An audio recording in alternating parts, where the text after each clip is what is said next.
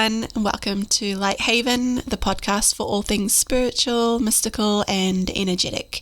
My name is Bianca, lightworker and astrology enthusiast. My name is Ruth, mystery student towards the awakening of consciousness. In today's episode, we'll be addressing interpersonal relationships and conflict resolution. This is something that none of us is immune to. Mm-hmm. I think ideally we want to have harmonious relationships, whether at work or in other clubs and groups that we're in. Generally, if you're part of a club or some group where you don't get too up close and personal, you can keep things pretty civil. But it's when we start to get closer to people, that's when all of our idiosyncrasies come out. So at work or with family members that we have a lot to do with. And of course, if someone we're living in the house with, or we see them quite often, like a partner, that's where our ways of being can generate conflict. I can think of lots of times where I've come up against conflict in a work setting, and it's so easy to think that it's all the other person's fault. Yeah. I think people don't realize that we have a part to play in the exchange that we find ourselves in, even if we want to tell ourselves that, but it was the other person, they came at me, I had nothing to do with it. You still have responsibility in a response.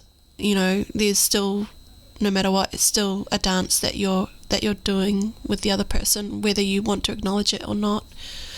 So you're definitely taking accountability in realizing your part to play is probably one of the first steps, I think, in conflict resolution. Yeah, and finger pointing isn't helpful. It just doesn't get us anywhere. Mm-hmm. Never mind if one person is below the line, so to speak. Mm-hmm. So maybe they're exhibiting quite unhealthy, unexpected behaviors that most people wouldn't. And it's natural to think that everything is crumbling when there are heightened emotions. Oh, yeah. Yeah. You spiral. It's really hard to be coming from a place of reason and groundedness when you're feeling very ungrounded and feeling very, triggered. That's right. We can judge our emotions and think that it's a sign that the relationships are not working, Mm-hmm. that the team or the rapport has failed somehow, and judge ourselves or the other person for having those emotions Mm-hmm. without showing compassion for them or ourselves and the situation. Mm-hmm.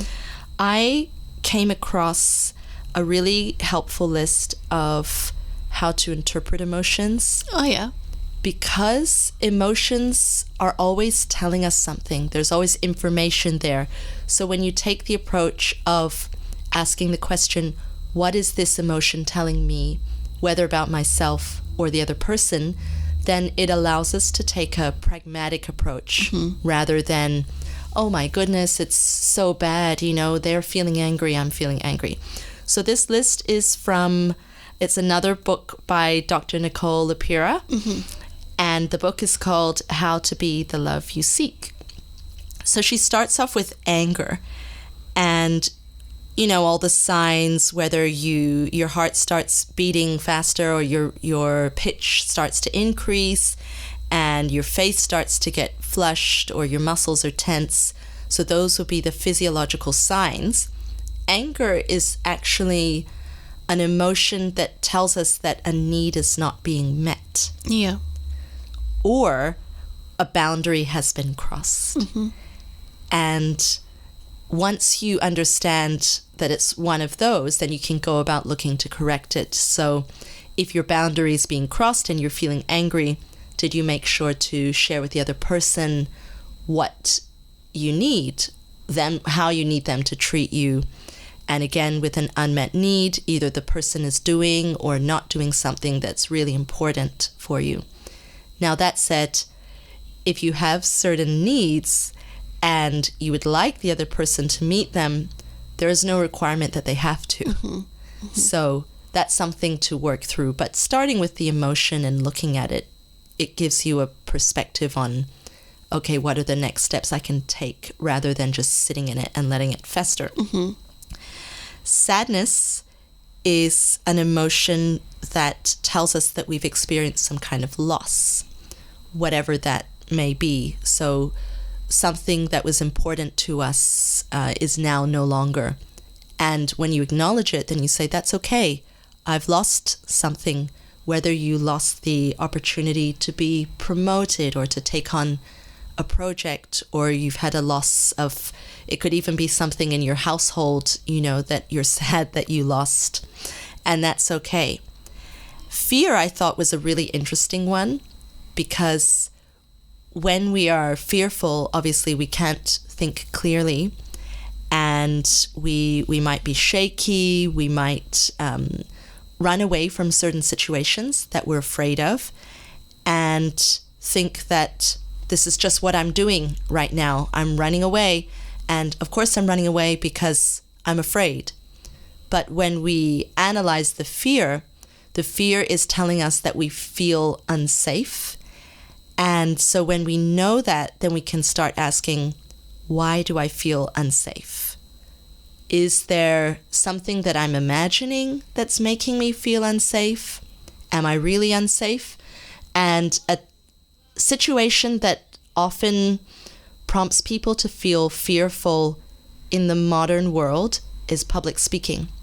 Oh yeah, that's me. It's very normal. Like, I hate it. I just hate speaking in public, and definitely like the fear, like I feel the blood rising to my face, and my throat gets all tight, and my heart's like beating out of my chest, and it's just like the adrenaline kicks in, and I go like into fight or flight mode. Like, it's just crazy. It's really common. It's really normal. And then my mind goes blank, because I think because the blood is all rushed elsewhere, and it's like no longer helping my thought process. It's like functioning, helping my body, getting ready to like make a move.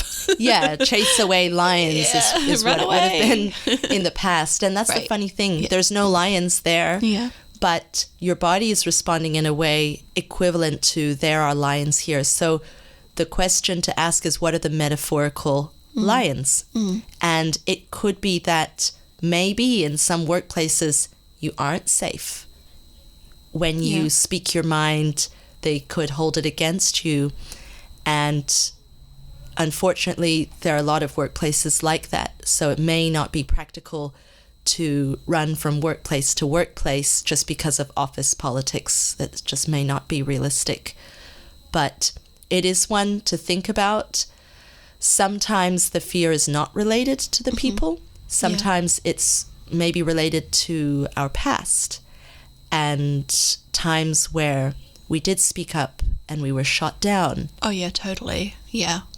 And it could be a number. It doesn't have to be that or the other. It could be all of. It could be multiple layers of multiple different experiences, all leading to the same core belief that it's unsafe to say what I think.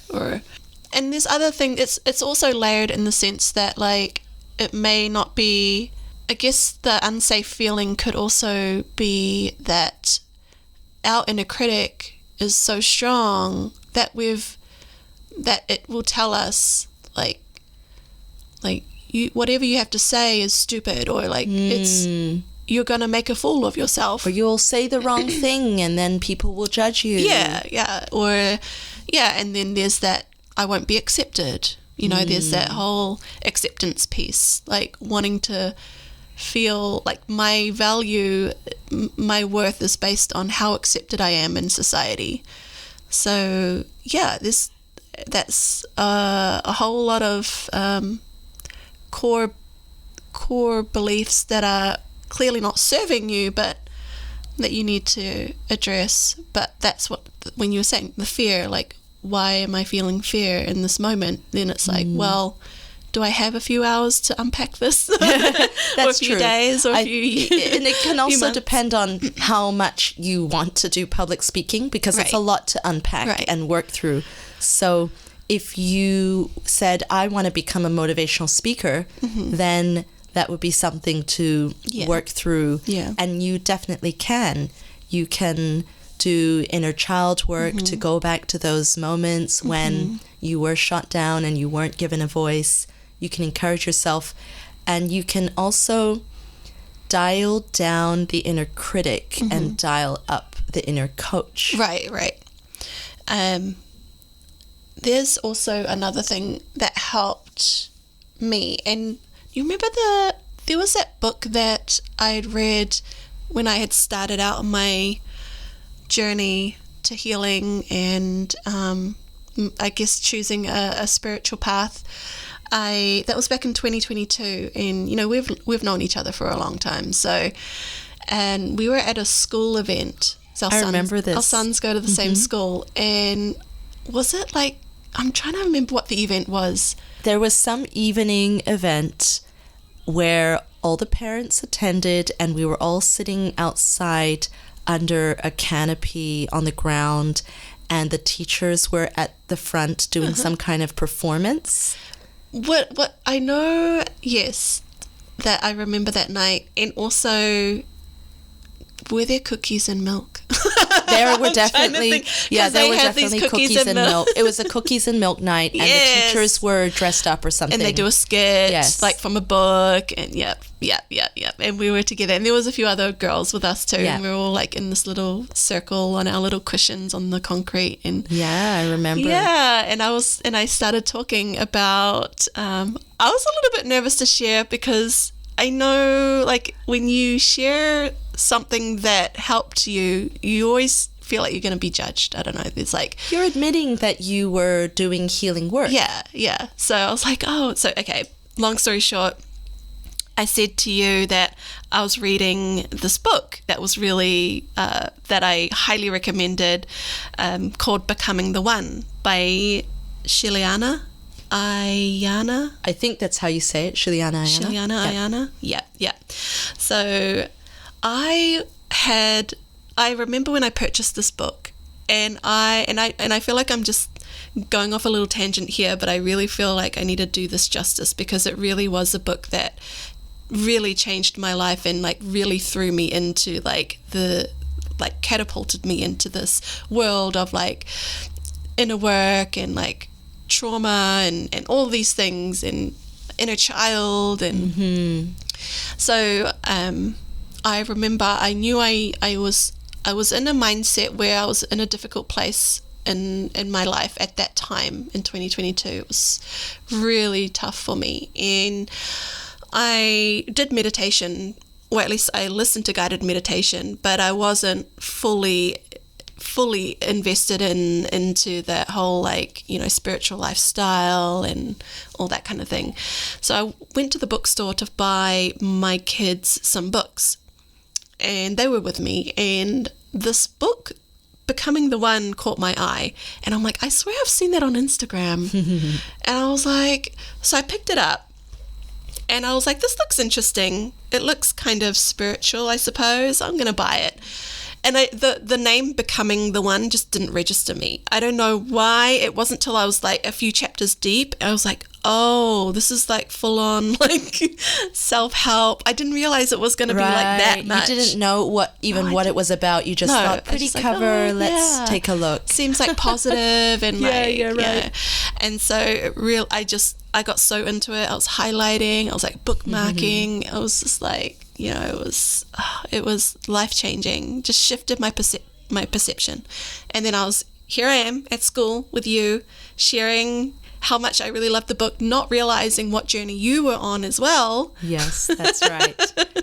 And then I think you said you were going to get it, and I'm like, oh, did I give you I gift it? You showed me the book. Okay. And you showed me a lot of places that you had highlighted, and we read a couple sections together, and I went, oh, this book is great. Yeah. I'm going to get it too. Yeah. So I went away and got a copy for myself. Okay, cool. And after I read that book, then I went on to Nicola Pira's How to Do the Work. Right. And I felt like they dovetailed really nicely Really? with that whole inner work, going back to your childhood. And it's funny, the other day I asked someone, because they said they wanted to be the best version of themselves, and I said, are you part of the healing movement?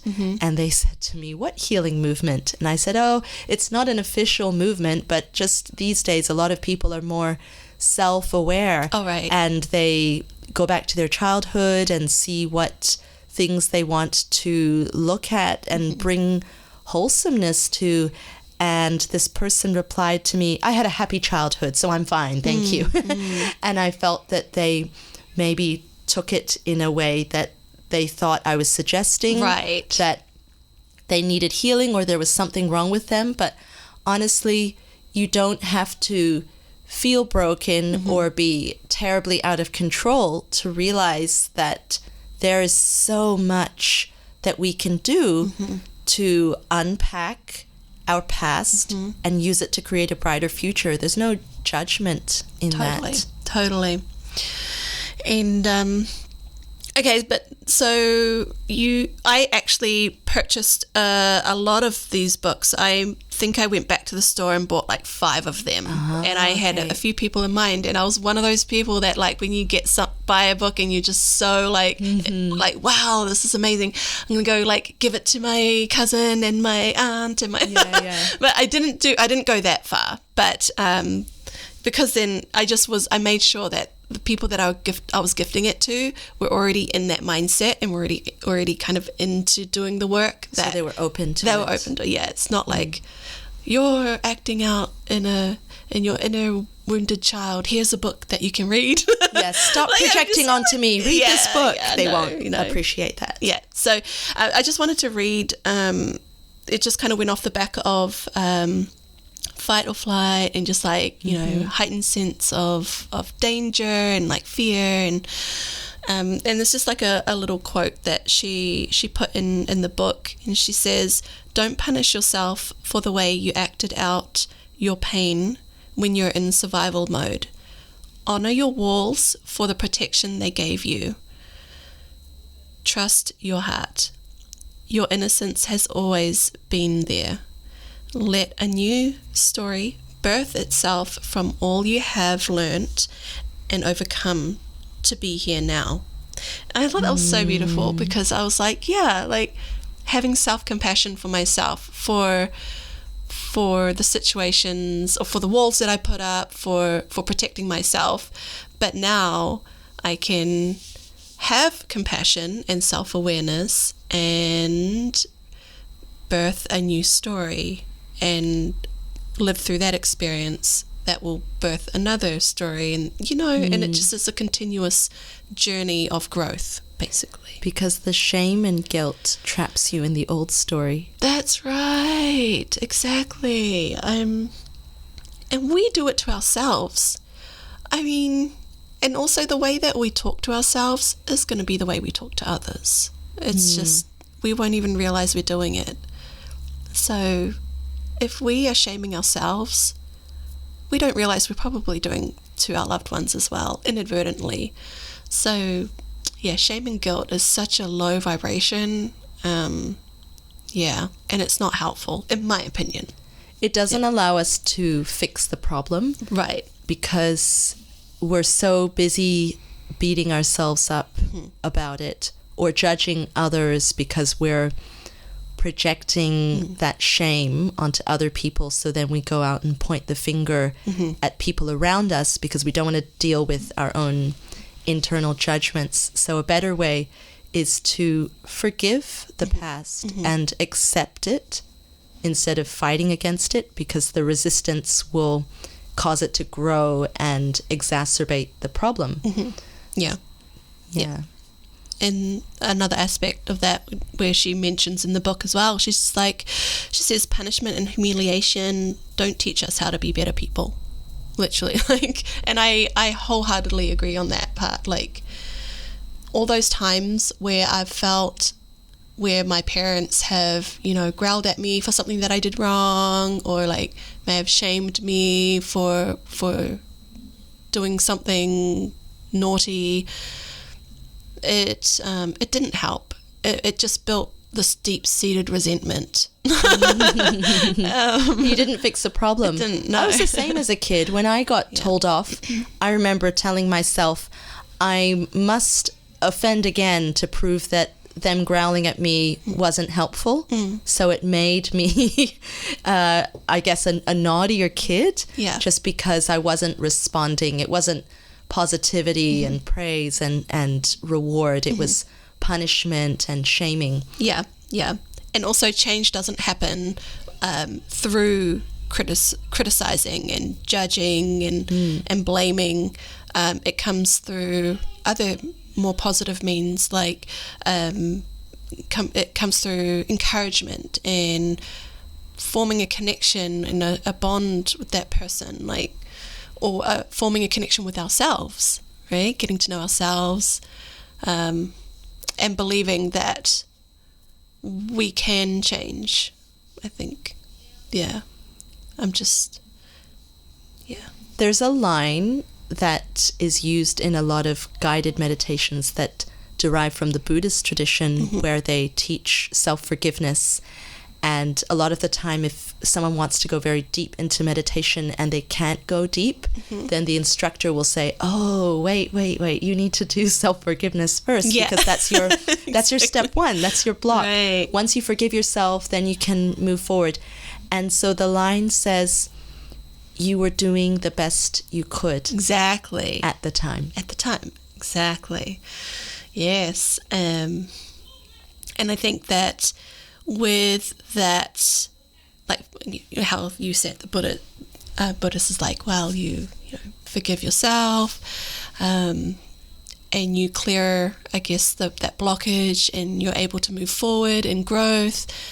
A lot of that as well, in my opinion, is believing that you deserve to be forgiven, you know, like sometimes, and that's that shame or that guilt. Yes. Thinking that, you know, I'm such a bad person, I don't deserve to be, like, forgiven of, like, what I've done, or the bad things that I've done in my past, things like that. A lot of those thoughts can arise, and the change isn't going to happen until you actually believe that you deserve all the good things that come into your life. That's right. And that's also connected to perfectionism, because perfectionists think they'll only deserve it if they're perfect, which implies they don't deserve anything because no one's perfect. It's like they're setting themselves up for failure because no one's perfect, right? Yeah. So it's like this unobtainable goal that they will always fall short. Yes. And they can be some of the highest achievers. Oh, yeah. And still feel like a failure. That's right. And still have all this self-criticism and self-doubt. Yeah. Absolutely. So coming back to the emotions in How to Be the Love You Seek, there was also joy and happiness, which is an indication that this is something that's good for your well-being. I think that's a no-brainer. And also surprise. So surprise could be you start widening your eyes, your jaw opens, and your heart rate increases. And while that indicates something unexpected happened, it could also be a violation of expectation, meaning that you may have understood there were certain rules and agreements, and suddenly your understanding has been shattered. Now, whether you verbally agreed or you imagined the agreement is another story, but that surprise can, when you reflect on it, help you to see, okay, did I put expectations on that person and I was so shocked because the expectations I put on them have not been met? Or was it something we agreed and they promised me 100% I'm going to be there for your recital, and then they just flaked? You know, a good friend or something let you down. And then there's disgust, which shows that you have an aversion to something, whether it's physically, emotionally, or morally. So if you find yourself wrinkling your nose, or maybe your stomach starts to come into a knot, maybe something that the other person is doing is just really repelling you. And this can all sound basic, like, oh, why wouldn't you know that you were disgusted? But a lot of the time we can get so used to numbing ourselves, or only be aware of certain emotions like anger, but then not realize when we're having other emotions. So it's a good one to play with and think about, and then take that information and go out there and try and be aware. But the reason I bring this up is so that when we are approaching conflict, we can take the judgment out of emotion and just say, okay, what's the information and the emotions? Right. And then it's always with a view to find a way forward. How do we resolve this? How can we talk about a solution? There's another aspect to, I guess, making it easier when the conflicts come up, but it's something that you have to do before the conflicts arise, not in the moment. Yes. And it's the love bank concept. Have you heard of that one? Yes, I have. I've heard of it. I didn't know that it was. Yeah, I think I'm trying to think if I knew it was called the love bank. What did you say? The love concept. Yeah, the love. Yeah. It's where you build, like you fill up your love tank. Well, you want to build a balance right. in the bank account between you and another person. It's like a transactional. Yeah, but it's you could say it's transactional. No, but it's fine. No, yeah, just plain. It's just it's a concept, because once let's say you get into a relationship, you can get into a rut where you take the other person for granted. Now, that happens naturally, and of course we can't maintain the heightened situation that typically occurs at the beginning of a relationship.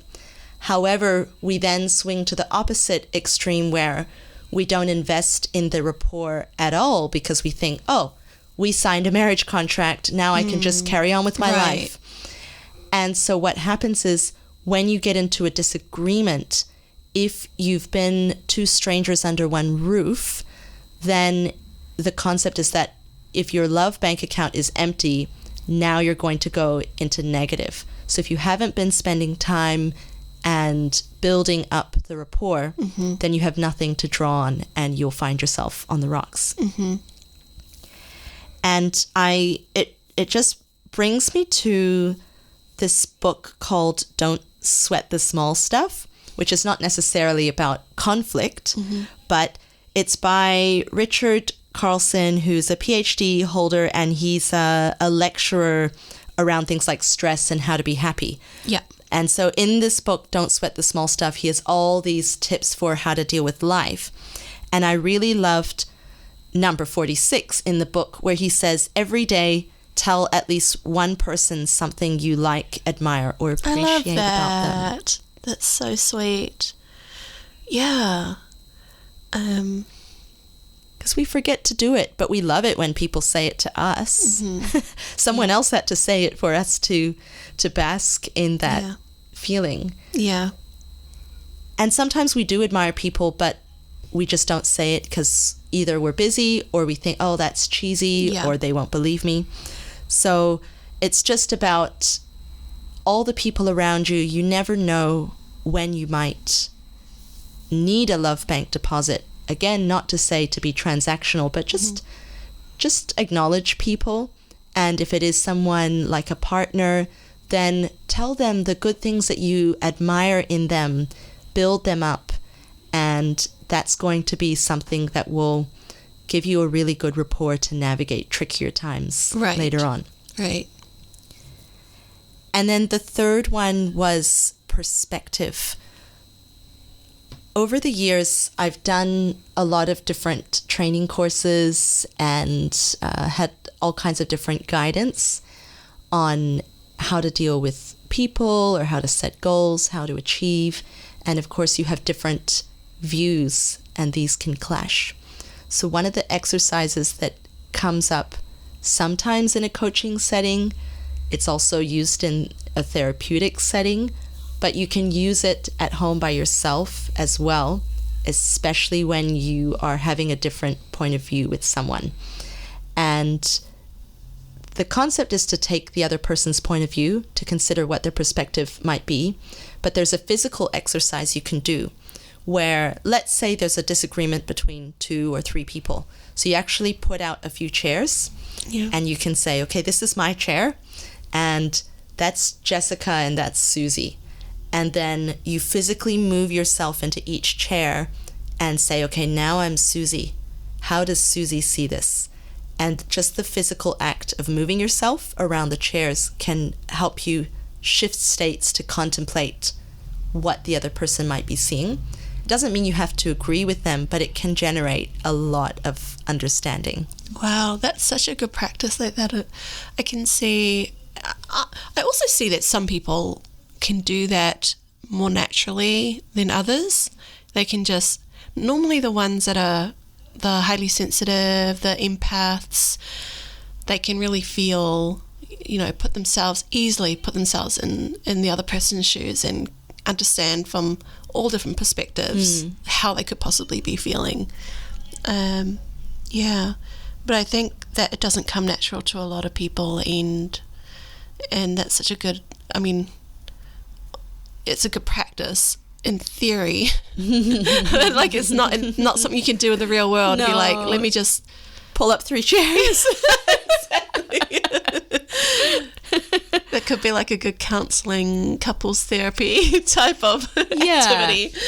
But the same book by Richard Carlson, see, he's just trying to tell people how to have a happy life. Yeah. But he has all these things in there to do with conflict, because it's usually interpersonal conflict that makes us think our life is terrible. Mm-hmm. So one of his points is, he says, the next time you find yourself in an argument, rather than defend your position, see if you can see the other point of view first. Mm-hmm. So don't go into defensive mode, but think about what it is that they are seeing, and then respond from a place of compassion and understanding. Right. Yeah, so it's definitely harder. Let me rephrase that. It's definitely easier said than done. So I found myself in situations where I was not thinking from the other person's perspective, and immediately I'm thinking from my own, like how it's making me feel. Mm-hmm. And I'm lacking, and I'm wanting them to see how I am feeling, mm-hmm. yet not giving them the same grace of doing the same to them, and show them the understanding that I'm wanting for myself. I want you to understand me, but I won't understand you. Yeah, exactly. So it's really hard to be the person to lead by, I don't want to say lead by example, because you could be the bigger person. Yeah. you could find yourself doing this with the same person and always be the one to and say, why do I have to always be the one to have the higher perspective? Mm-hmm. Why can't you see my side? Yeah, no. But I think you said earlier, it's like take the emotion, the feelings out of it, and a lot of that you do have to be able to step outside of yourself sometimes. Like, that's why meditation is so helpful. Yeah. Because it allows you to have mm-hmm. that shift in your operating mm-hmm. system. Yeah. Otherwise, it is really hard. But one thing you can tell yourself, because we're saying, it's easy to say, hard to do. So how do we do it? We're in a moment of conflict. We're having different views. Don't see eye to eye. Okay.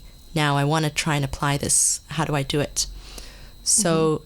you can tell yourself exactly how adamant I feel about my point of view. That's how they feel. 100%.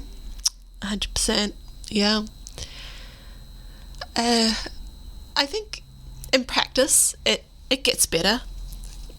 But meditation, of course, helps you to approach things impartially a lot more. I feel like there's a spectrum of things that where you go when you meditate, this is just my, like, the way I envision it, is when you're trying to build a connection with yourself and you're doing the healing work, and part of that would include meditation and all these other great things, right? Mindfulness, practicing mindfulness. What I find is that the spectrum from going from calm and chill to being super triggered, the spectrum grows dramatically, because now it takes you a lot longer to get triggered than what it used to before.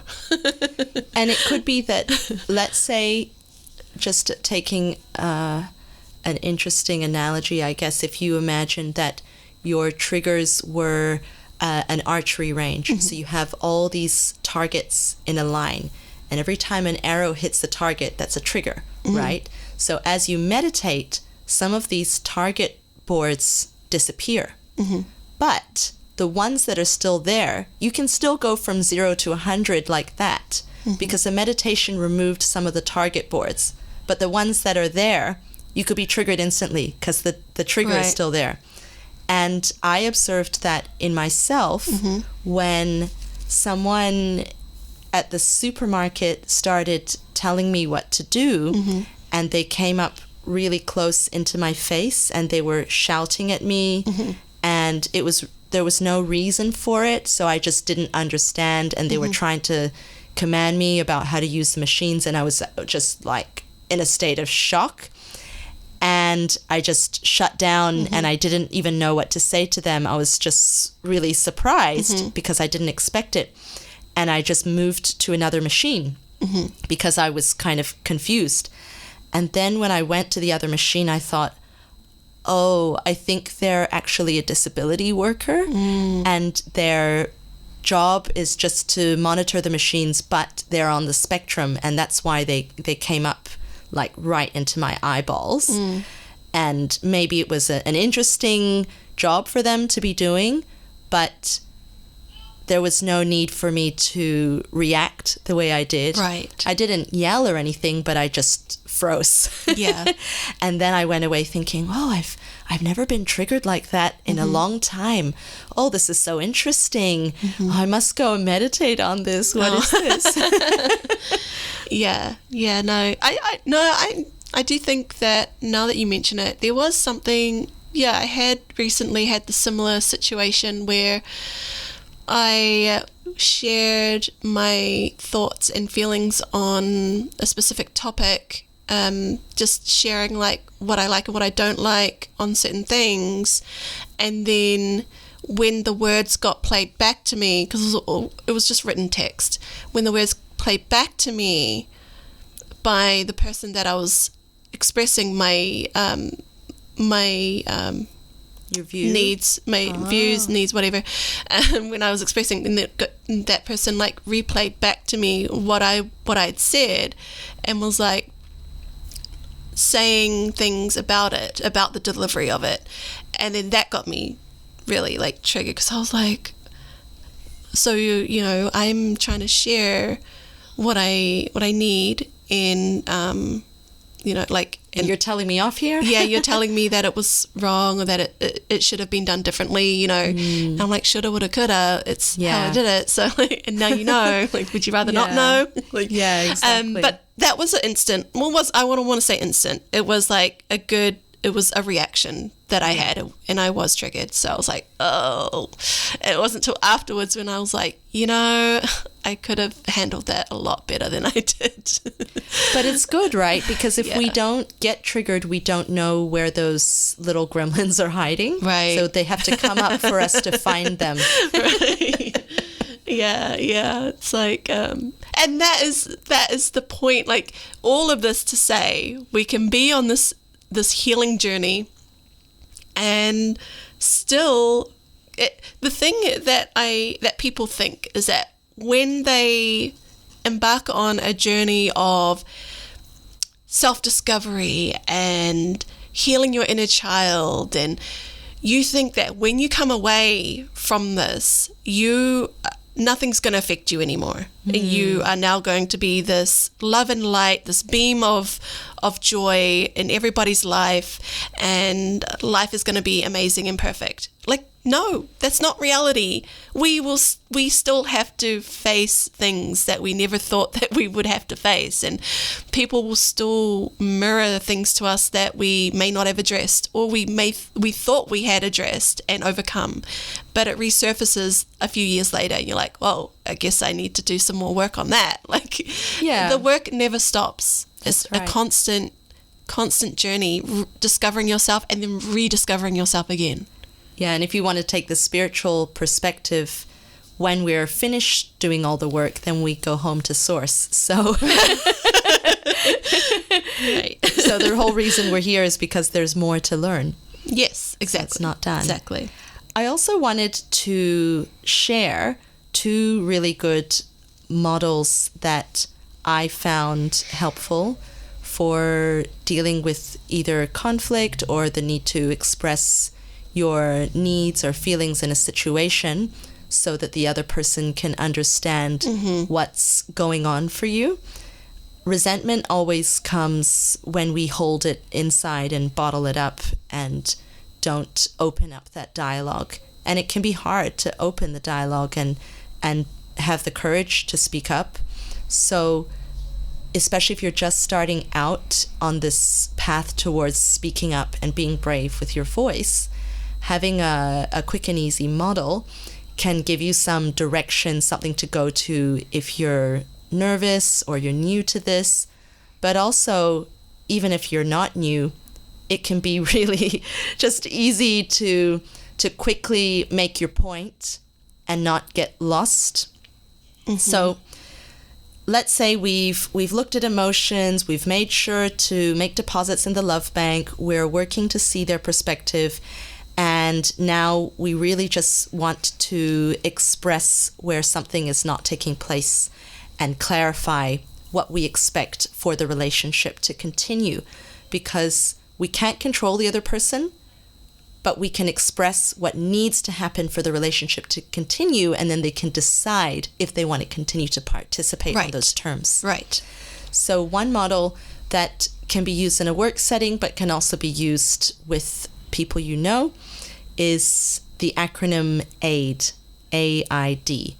And when people use this acronym, they might assign slightly different words, but essentially it's something like action, impact, and direction. Sometimes they might, I think the D, they might assign a different word to it in some explanations, but it's essentially the way forward. So action is where you describe the action that the other person took. And the reason we use this model is because we want to take the feelings out of it. So this model is really clean and factual. It's slightly different from the second model that I'm going to share. So if you want to just stick to the facts and stop getting into the gushy feelings, then you can use this model to keep yourself on track so you don't start going off on a tangent. So you state the action. And I'll give an example after I've explained the model. Yeah, please. The second part is the impact. So when the person does this behavior, what is the outcome? And then the third part is what needs to happen. So what is the direction forward? So as an example, let's say that there's a partner who has flaked on you at certain events. Maybe one was a work event and one was a family gathering. And so you felt like, okay, this is eroding trust because they keep making promises they can't keep. So if you were to use the AID model, you would stick to the facts. On my birthday, you didn't show up. At the family potluck, you said you were going to come and then you bailed last minute.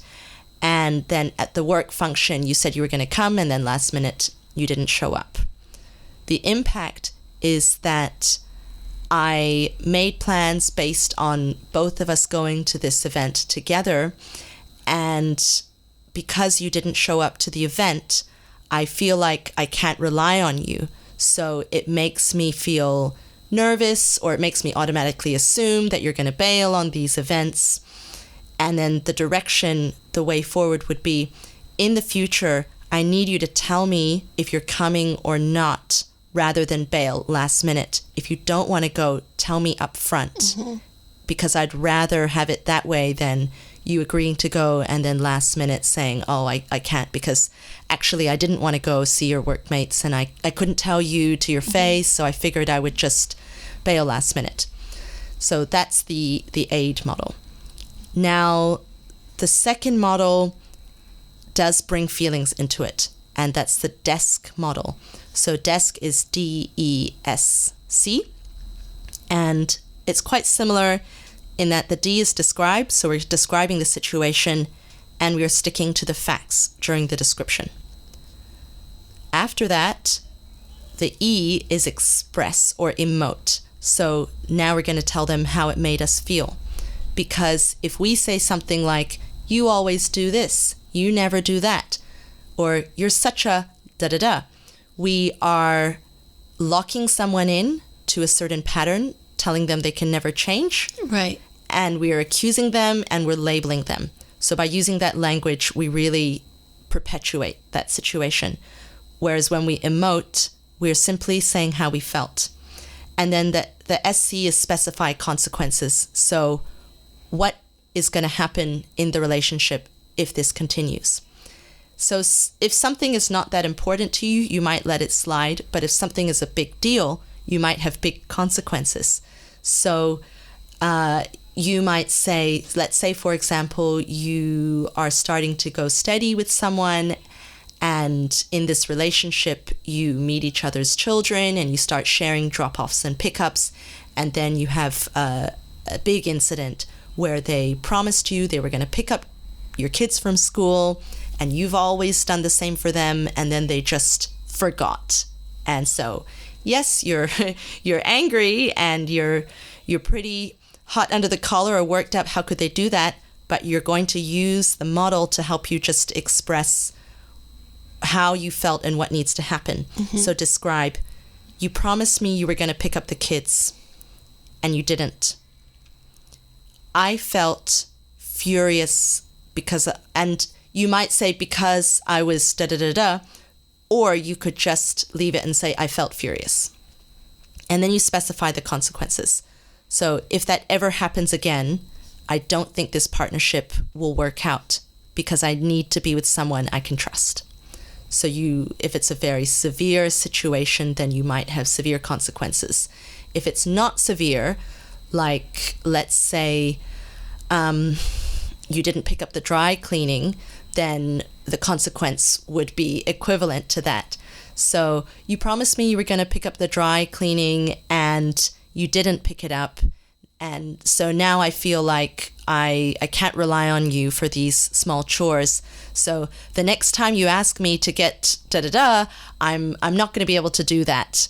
And while that can seem petty, it doesn't have to be that kind of consequence, but it does show the other person that you're telling them what's important to you, and you're also telling them that it's not okay to treat you in a certain way and have all the benefits of being the king, right? So kings get first-rate treatment, but if you're not behaving like a king, then why should I be doing all these things and you kind of don't deserve it because you're not showing up in the same way.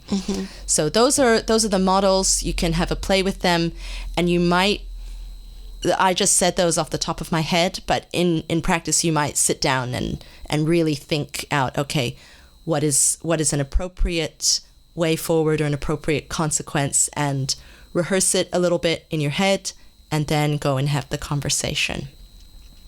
So I hope that was helpful, because I know AID, a lot of people use it because it's just clear and to the point. Yeah, it's just three things: action, impact, direction. Yeah, you don't have to think too hard about it. Desk is not too bad, and I like that how it adds in the additional "I felt this when this happened." Yeah, but I think those of us not us, those who are very good at communicating, you'll find that they use these very naturally in how they communicate with others.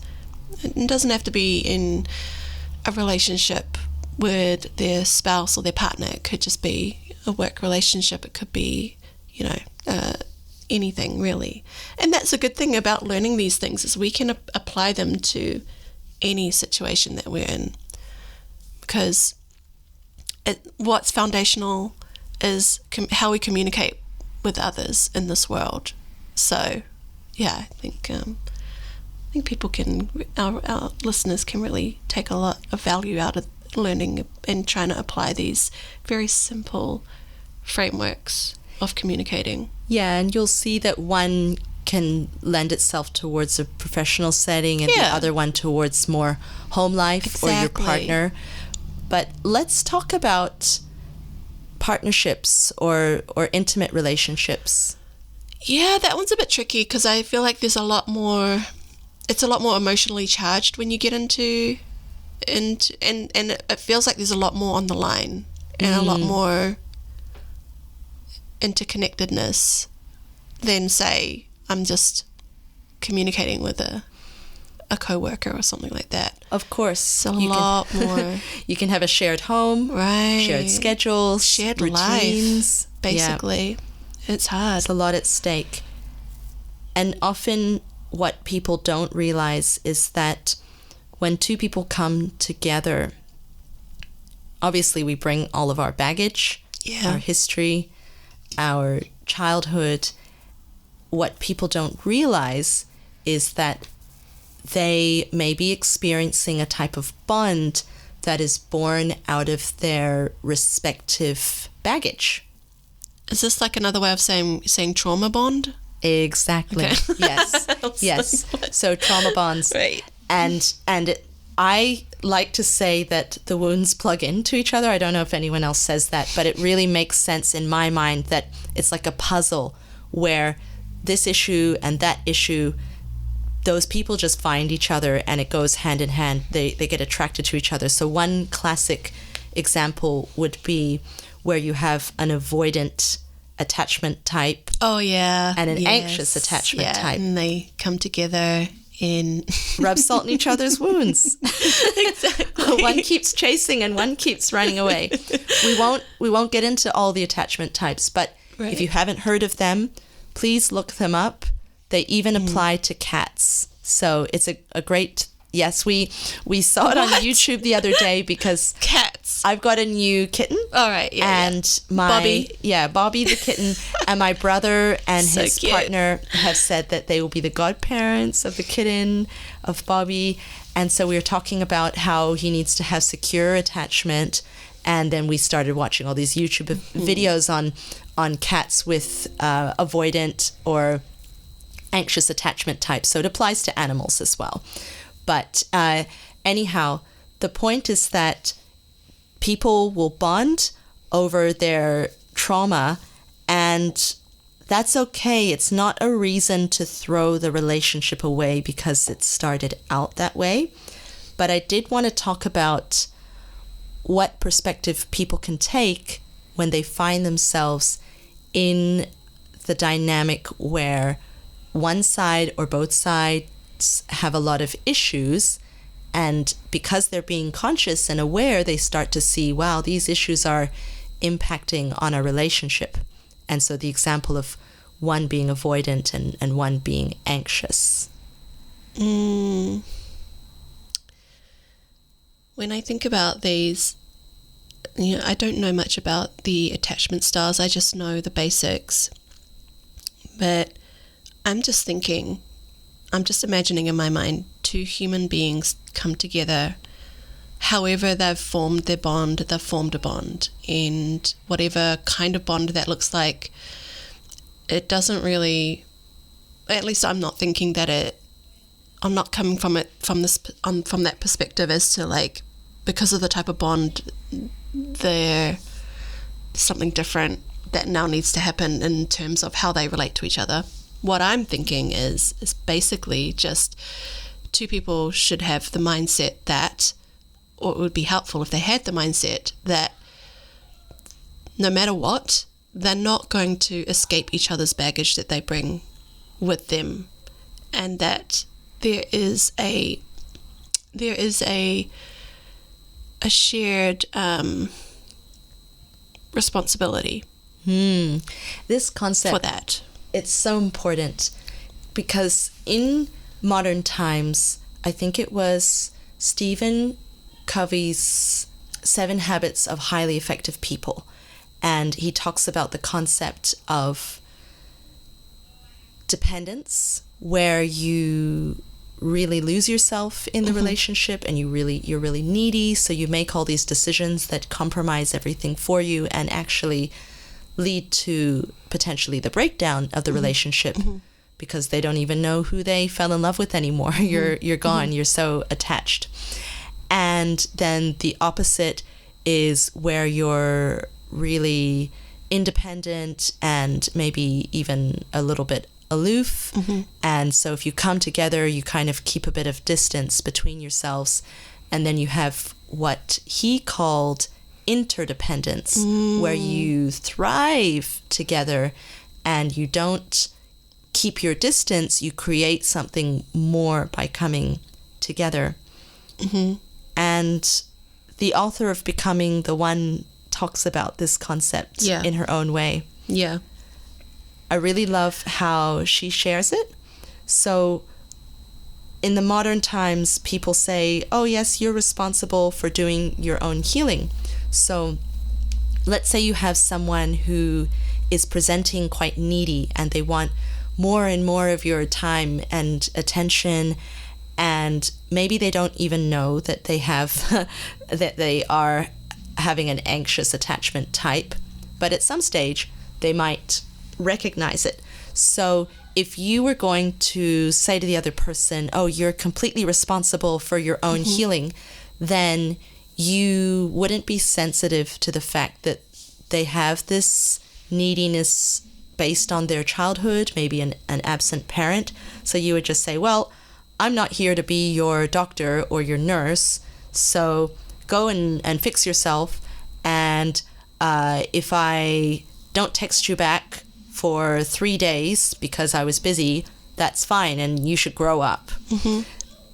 That makes sense. Like, you could say that, but you could also take the perspective that you might be in a way of being that is less attached, and the other person is more clingy, and these wounds coming against each other is an opportunity for healing rather than just saying you're on your own. Right.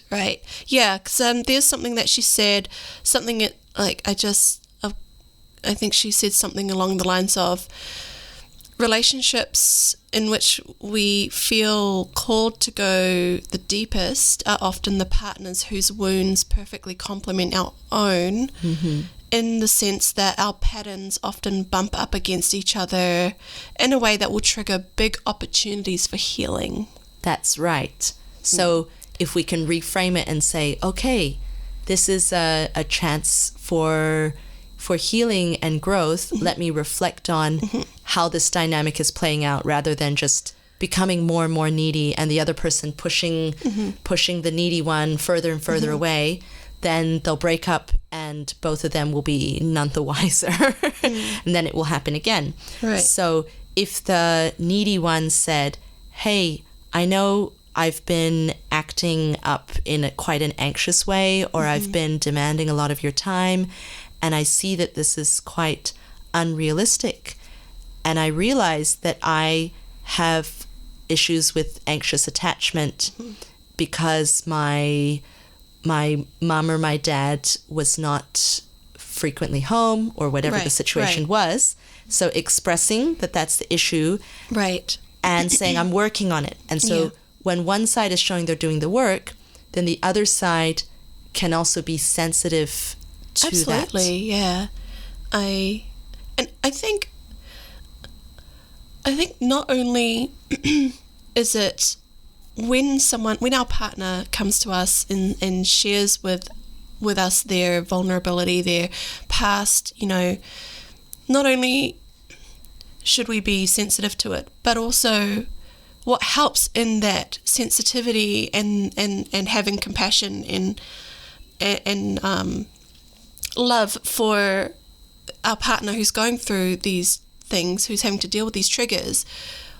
I think what helps us more to come at them with a appropriate response is understanding that we have a part to play in this dance. Like, there's something that we've done in our behavior that has brought up that memory, that has brought up that wound. And so if we can acknowledge that because we have some part to play in it, we also have some part in helping heal. And it's not that we are doing the healing for them, but we're supporting them. That's and right. Saying, hey, I'm sorry that made you feel that way, and I still love you. And I don't know how you would say it. Every situation is different, but I think there's that part of accountability, even just to take accountability for your part, even if it was an innocent part. Yeah, it was right. still a part nonetheless, and it's still a dance. Yeah, so I know that I have had difficulty with people telling me what to do. And it was because when I was a kid, we got told what to do all the time. So if someone innocently comes along and gives an instruction thinking they're being helpful or just normal, it can make me think, oh my goodness, I hate your guts, which is not a normal response. But that comes up. It could be. Well, I think if they're saying, oh, pass me that plate, it's not normal. Yeah. But if we were to look at this dynamic and me to say to the person, hey, I know that it's my issue, that I can react quite strongly internally. You might not even hear about it, but I wanted to let you know that when people give a command, even a simple innocent command, because I was always told what to do when I was a kid, it really brings up a lot for me. And I'm working on it. So I don't plan to be that way forever. I'm doing the work. Hopefully I'm not going to stay that way. And I just wanted to express that this is something that I'm working on. Now, so if the other person knows that, they could go two ways. They could either say, oh, your issue to deal with. Good luck. Let me know when you're better. Or they could also say, oh, wow, they shared with me what they're working on, and I know they're working on it. But they're still working on it. So in the meantime, I don't have to say, pass me the plate. I can say, would you be able to pass me the plate? And it costs me nothing to say it that way. And because I care about you, I'm happy to say it that way. Right. Doesn't mean I'll remember to do it all the time, but I can give it a thought because we are co-creating a safe container for mutual healing. Exactly. I love that. Like when we enter into a relationship, we're essentially saying, hey, we're allies. We're a unit. We are in it together. We're in it together. Exactly. And part of, and I shared with this idea earlier, just about it wasn't recorded, but about how when partners take the, oh, that's your thing, that's for you to deal with, it's almost like they're diminishing their responsibility in any of it, and it almost is almost a way of being like, I don't have to help you here, or you have this internal thing that you got going on, so you fix yourself, kind of thing. It can feel very isolating, you're not in a partnership anymore. Right. Yeah. Yeah. And it can be true that a partner could say, look, this has nothing to do with me. Sure, it doesn't have anything to do with you, but what kind of loving, compassionate partner would you be?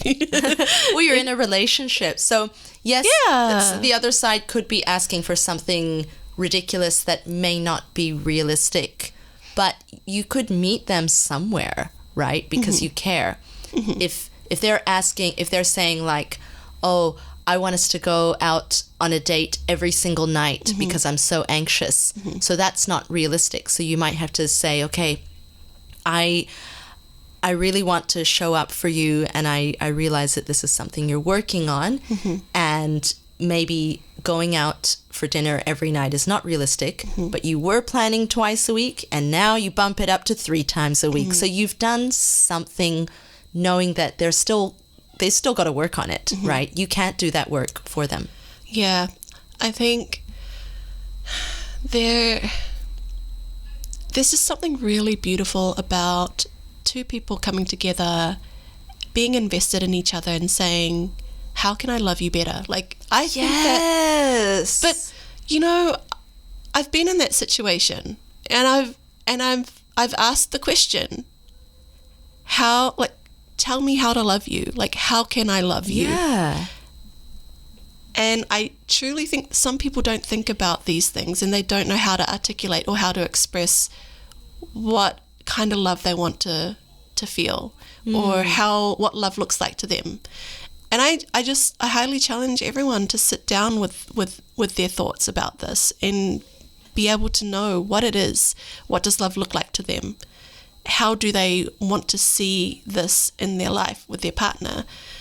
And because if you know how it looks and you can guide them, then it's like you're taking their hand and saying, here, this is what I want. This is what I need. This is what I think love looks like to me.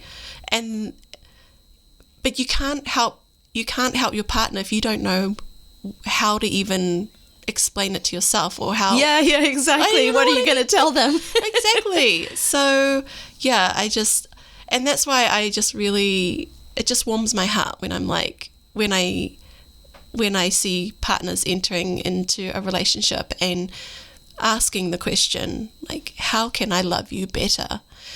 And then have them be met with an answer. Not just someone laughing it off, like the 5 love languages. I've had someone say, oh my goodness, are you taking cues from books? Ha ha ha.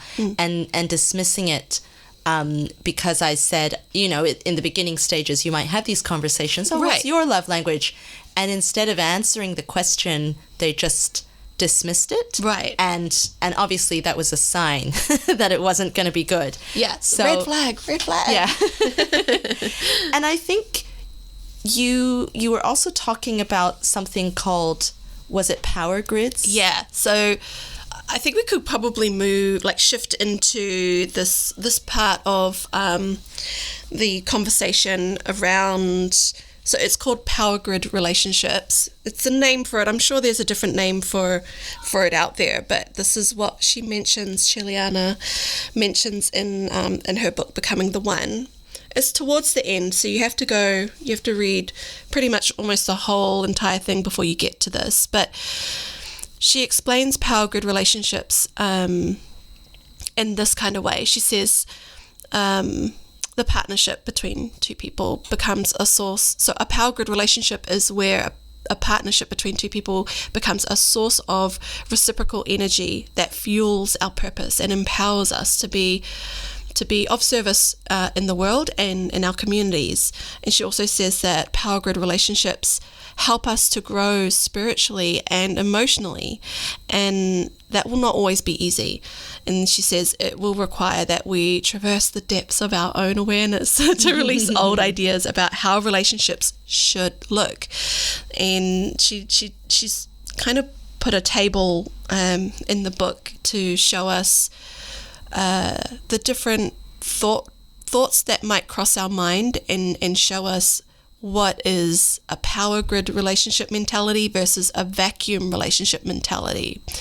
And we don't want the vacuum relationship mentality. We want the power grid relationship mentality. So vacuum is like a sense of lack or need and just not hitting the mark. Yeah. And power grid is we're becoming better and Yeah. achieving more together rather than dragging each other down. Yeah, or like if you think of a vacuum, how it just like, imagine a vacuum where how it sucks up. It's just like sucking the energy. Takes and takes. Right. That's right. Yeah, drying up. It's almost like it just dries up the relationship. And yeah, so there's a couple things, and I just want to read straight from it.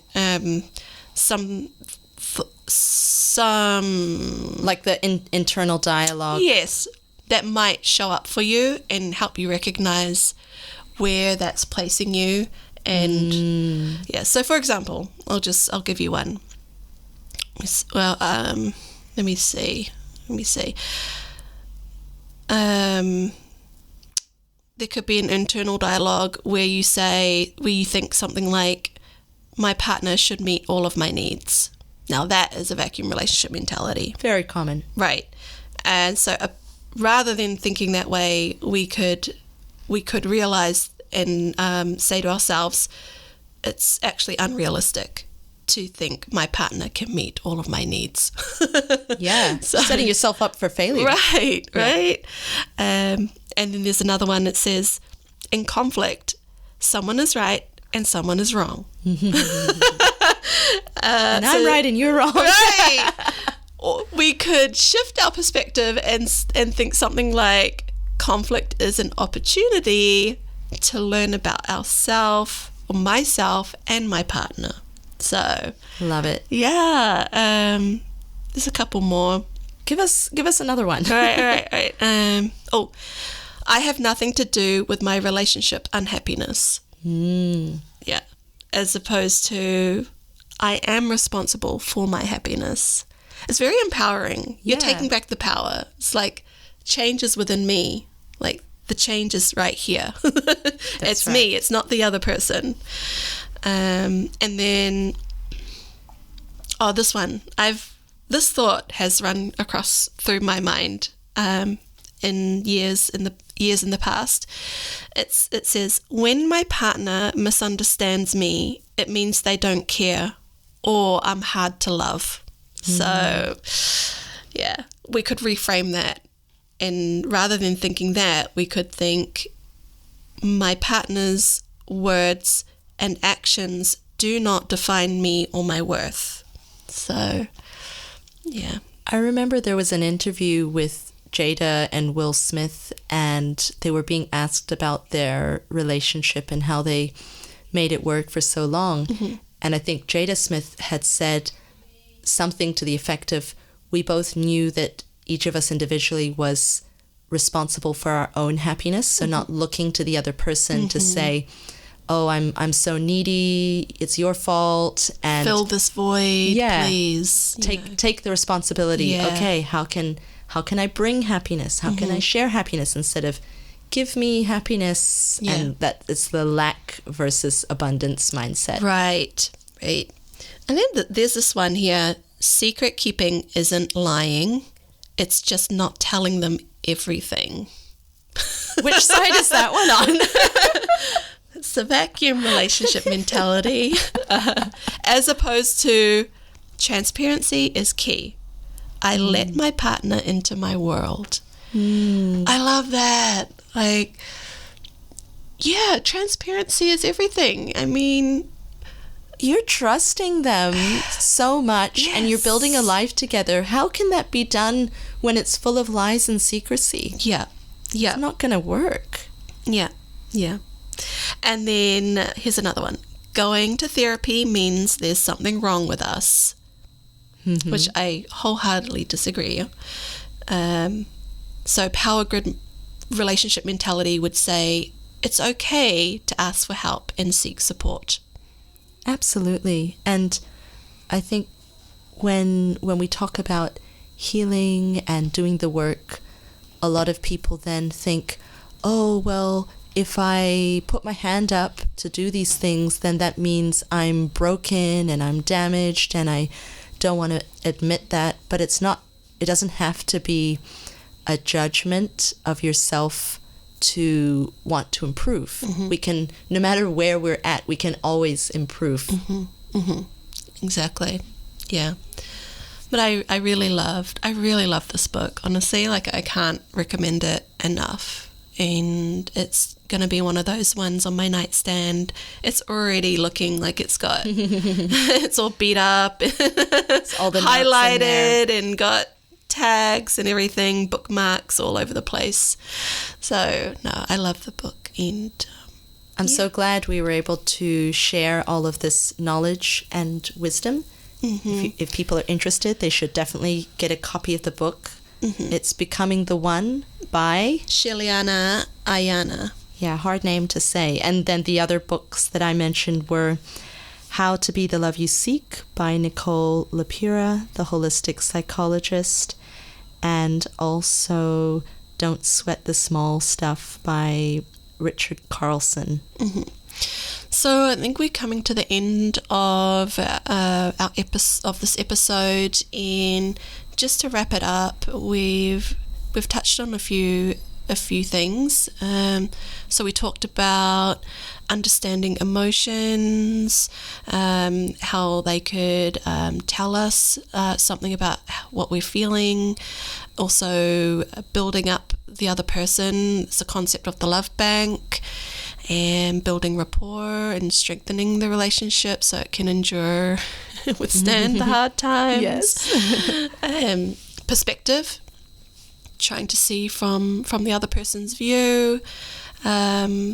Also talked about mutual responsibility when we enter into a relationship, that it's an opportunity for growth together, and that it's not just on us individually to do the work. Yes, that is part of it, but that's only a small part. The other part is how can we love each other through our inner growth and transformations. And then we talked a little bit about power grid relationships, and what kind of mentality we could have in terms of entering into I guess empowered mindset, as opposed to thinking negatively. Coming from a place of lack. Right, Yeah. coming from a place of lack, or it's just simple shifts in mindset. Rather than saying, my partner should meet all my needs, we know we're responsible for our needs and how to communicate what we need to our partner. So, but I think, we also talked about the frameworks, AID and DESC. Thank you, Yes, Ruth. You're I almost welcome. forgot about that one. Yeah, I hope everyone uses them. Yes. Yes. So I think that's all from us, and we will see you on the next episode on the Light Haven podcast. And remember, the path to your best reality is in your hands to create when you become conscious.